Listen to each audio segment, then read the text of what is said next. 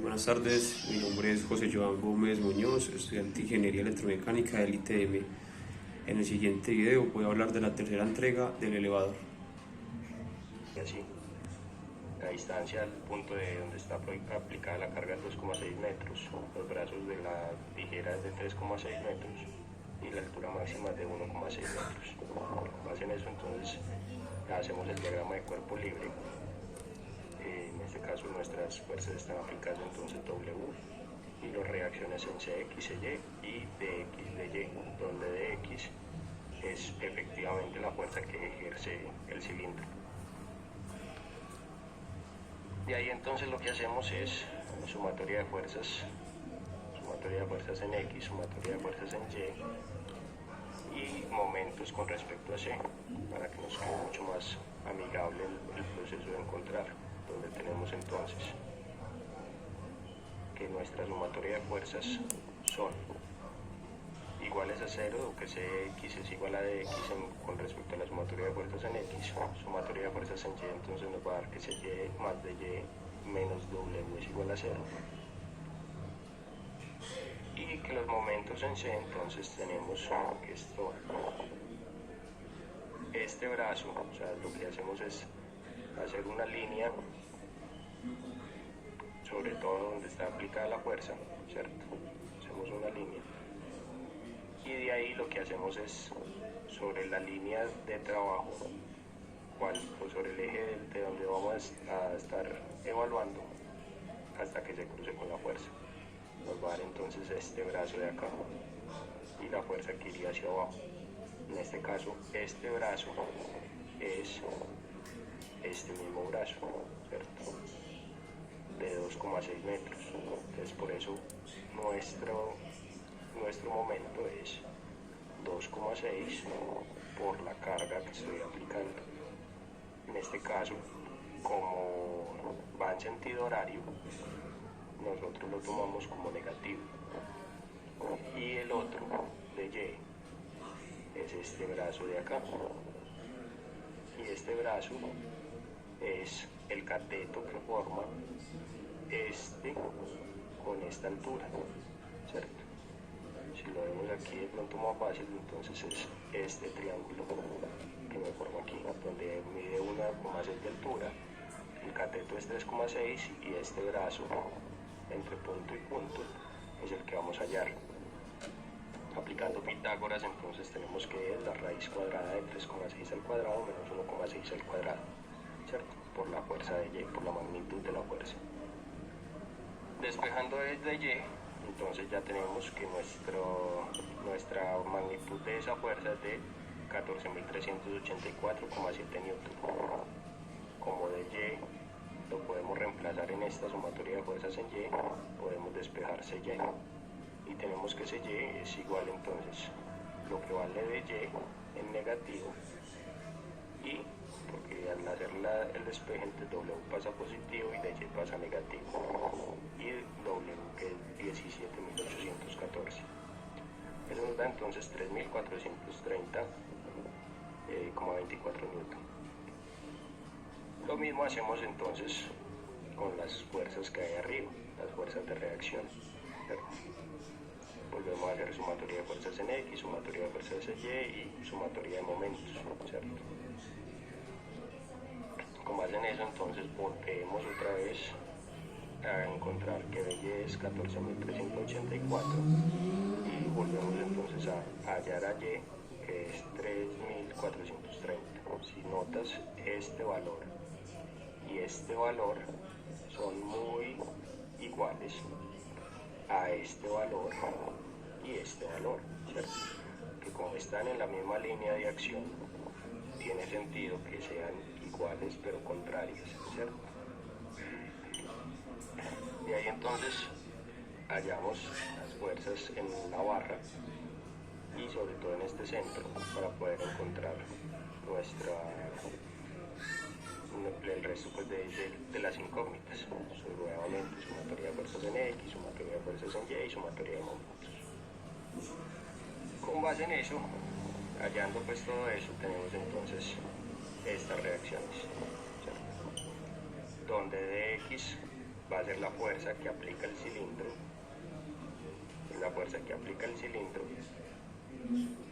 para poder levantar todo el sistema. Con ese cálculo del cilindro, lo que hacemos es que en los sistemas hidráulicos, por lo general, uno lo que hace es suponer la bomba o seleccionar la bomba que va a utilizar. En este caso, la más sencilla es una bomba de engranajes que opera a una presión máxima de 1800 psi. La más barata, la más sencilla, la más fácil de usar y la más comercial. Las hay de otro tipo, ¿cierto? Las hay de pistones o la hay que da mucha más presión, ¿cierto? De 2200, 3500, 5800 y así, ¿cierto? Mientras más presión da, pues obviamente más costosa y más exclusiva es. En este caso, pues vamos a empezar por la más pequeña. Entonces, teniendo ya la carga de 1800 psi, lo que hacemos es que la sacamos en sus valores primarios. PSI es igual a libra fuerza sobre pulgada cuadrada. Y de aquí entonces me está diciendo que necesito trabajar todo en libra fuerzas y pulgadas. Con base en eso, entonces debemos de cambiar las unidades de fuerza del cilindro, ¿cierto? Porque está en newton. Entonces, como está en newton, tengo que pasarla a kilogramos fuerza, es decir, dividir por la gravedad para poder que me dé kilogramos fuerza, y esto multiplicarlo por 2,2, que sería una libra, ¿cierto? Lo equivalente a libra fuerza, y me da este valor. Ahora con este entonces ya tenemos la fórmula de presión igual a fuerza sobre área, donde vamos a despejar el área. Ya tengo la fuerza, que es de X, y tengo la presión, que es 1800. Con base en eso, entonces tengo que el área es igual a la fuerza sobre presión, y libra fuerza con libra fuerza se cancela, quedaría libra fuerza por IN, ¿sí? Quedaría algo así. Esto multiplica el de abajo, libra fuerza por pulgada cuadrada sobre libra fuerza. Se cancela libra fuerza con libra fuerza y me queda libre pulgada cuadrada. Entonces el área de ese cilindro me da de 4,48 pulgadas cuadradas. Con esa área entonces lo que hacemos es aplicar la fórmula de área, del área de un círculo. Entonces el diámetro al cuadrado por pi sobre 4. Despejo diámetro de ahí y me queda que es la raíz cuadrada de 4 veces el área sobre pi. Reemplazo el valor del área y me da que es de 60,6 milímetros. Ahora bien, como no existe un cilindro comercial de 60,6 milímetros porque es demasiado meticuloso y exacto, tenemos que buscar en un catálogo comercial cuáles son los más cercanos. Y los más cercanos son uno de 50 que está por debajo del valor y uno por arriba que está de 65 milímetros. Toca entonces coger cada uno de ellos y evaluar que efectivamente la presión de operación, o sea, la presión que necesita para operar, si sea la que nosotros seleccionamos de la bomba. Entonces con el de 50 milímetros tenemos nuevamente, reemplazamos el área, ¿cierto? Es decir, 2 pulgadas, el área sería 3,14 y la presión que necesita es de 2570 psi. Ya dijimos que lo máximo que va a entregar la bomba es de 1800 y el cilindro para poderse mover está requiriendo 2500, o sea que obviamente no se va a mover nunca y termina sobreesforzando la bomba y llegando a quemarla. Entonces, con base en eso, pues obviamente esta de 50 milímetros no es viable para nuestro sistema. Ahora evaluemos el de 65 milímetros.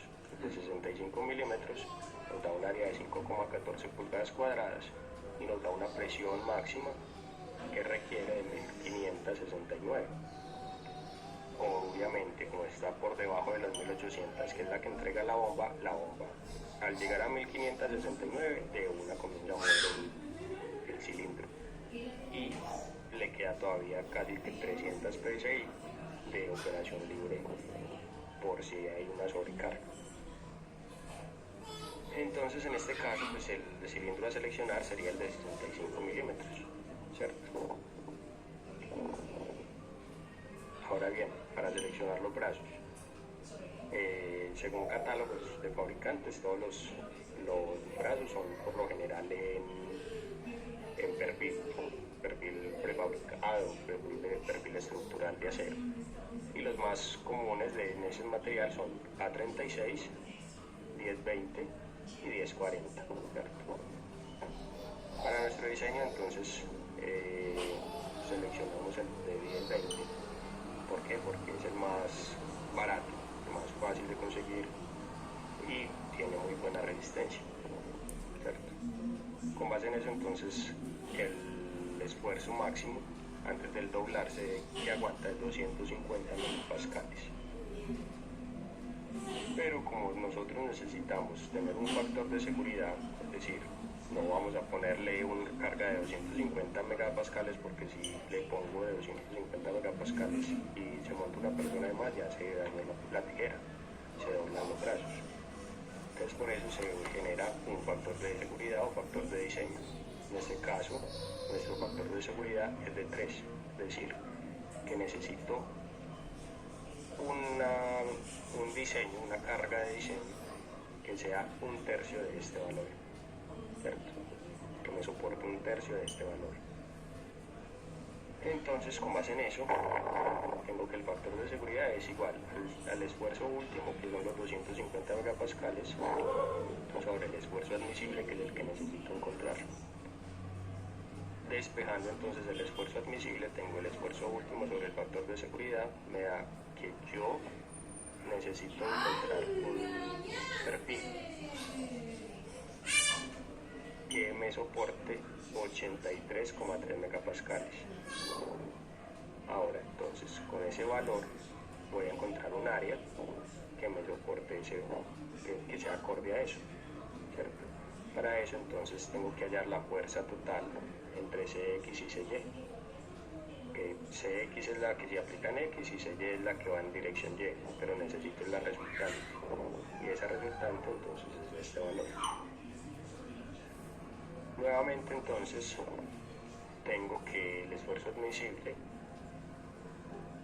sería de 83 millones, ¿cierto? Es decir, que es 83,3 newton por milímetro cuadrado. ¿Por qué milímetro cuadrado? Porque el área obviamente me va a dar es en milímetros, ¿cierto? No me va a dar en metros, porque los perfiles por lo general tienen un área muy pequeña. Entonces por eso había que pasarlo de newton, que es kilogramo fuerza por metro cuadrado, había que pasarlo a milímetro cuadrado. Con base en eso entonces tengo que la fuerza admisible, despejo el área, y eso me da 434 milímetros cuadrados. Esos perfiles entonces busco en un catálogo un perfil que tenga esa área, y con base en eso encontramos que los perfiles tipo angular de 90 grados, es decir, casi un ángulo, que tenga esta área, toda esta área equivalente a este valor o cercano por encima de ese valor, es este valor, este perfil comercial, que es L40,6, donde los brazos, ¿cierto? Donde A y B son de 40 milímetros y el espesor es de 6 milímetros. Ese sería el perfil comercial que voy a utilizar. Y ya sé que ese valor me va a soportar hasta 3 veces más el valor real, ¿cierto? O sea, si yo le monto 3 veces la carga, él me lo va a soportar sin problema. Para los pasadores entonces lo mismo, pero con un cortante. Después hago exactamente lo mismo. Saco el diagrama de cuerpo libre. Tengo que entonces, este sería FRC y estas serían las reacciones. Con base en eso entonces tengo dos cortantes que contrarrestan a esa carga. y con base en eso entonces tengo que el valor del cortante es igual a la mitad de la carga que estoy colocando. Por lo tanto sería 18.076,2 newton. Si miramos entonces los catálogos de pasadores, de los más comunes son el SAE 1045, materiales acero IC SAE 1045, donde su límite elástico o su límite de fluencia antes del doblarse o antes del deformarse es de 310 megapascales. Si nuevamente entonces consideramos un factor de seguridad de 3, volvemos a hacer lo mismo. Despejamos y encontramos que con ese esfuerzo último y con ese factor de seguridad necesito 10,3, 103,3 megapascales. Si vuelvo y hago lo mismo que hice de pasarlo a newton por milímetro, en este caso newton por centímetro cuadrado, me da un área de 1,75 centímetros cuadrados, el área que necesito de ese pasador.